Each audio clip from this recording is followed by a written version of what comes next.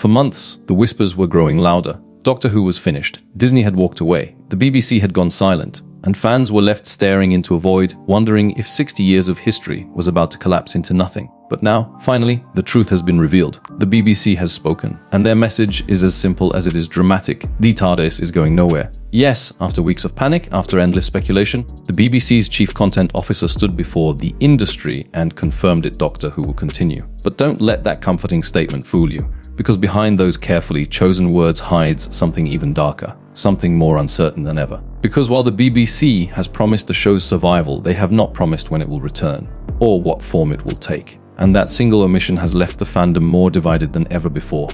For years, Doctor Who has lived in the shadow of doubt. Ratings collapsing, controversy over casting, Disney's quiet retreat from the franchise, every sign pointed toward disaster. Many believed the BBC would quietly put the Doctor to rest. And yet, here we are. The BBC wants us to believe the opposite. They want us to think that the storm is over, that the TARDIS will keep flying no matter what. But if that's true, why didn't they announce a new series? Why is there still no date? Why is the BBC asking us to trust words without evidence? The answer may lie in what they didn't say, because while the headline sounds like hope, the silence underneath tells a very different story. What if the BBC isn't saving Doctor Who?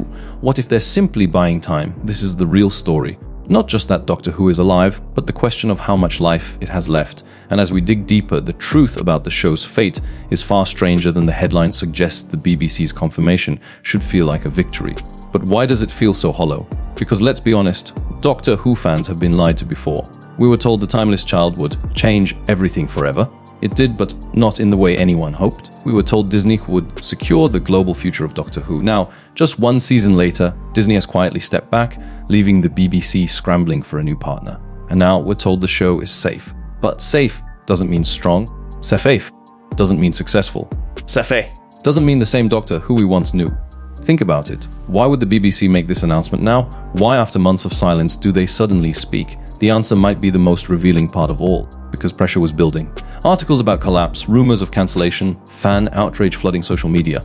The narrative was slipping away from the BBC's control, and in a media war, silence is death. So they said just enough to quiet the storm, just enough to give headlines a positive spin. Doctor Who continues, they claim. But continues how? That's the forbidden question. Will it continue with Russell T Davies at the helm, or is his time already ticking down? Will it continue with Billie Piper's shocking regeneration twist? Or will the backlash quietly erase that experiment from canon? Will it continue with Ncuti Gatwa?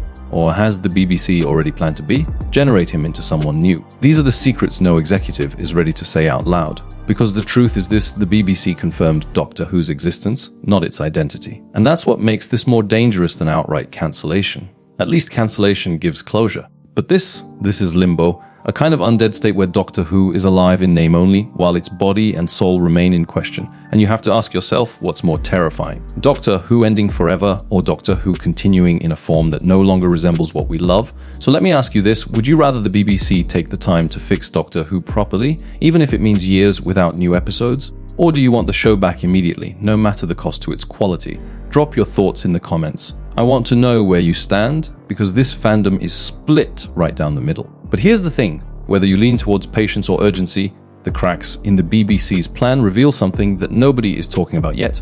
And it all comes back to the streaming wars, because Doctor Who's survival isn't just a BBC problem anymore. It's a question of global distribution, money and ownership.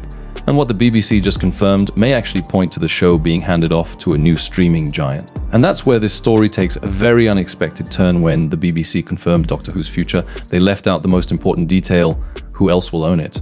Because in the modern TV world, survival isn't about whether a show has episodes written. It's about who is paying the bills to put them on screens worldwide. And right now, the BBC can't do it alone.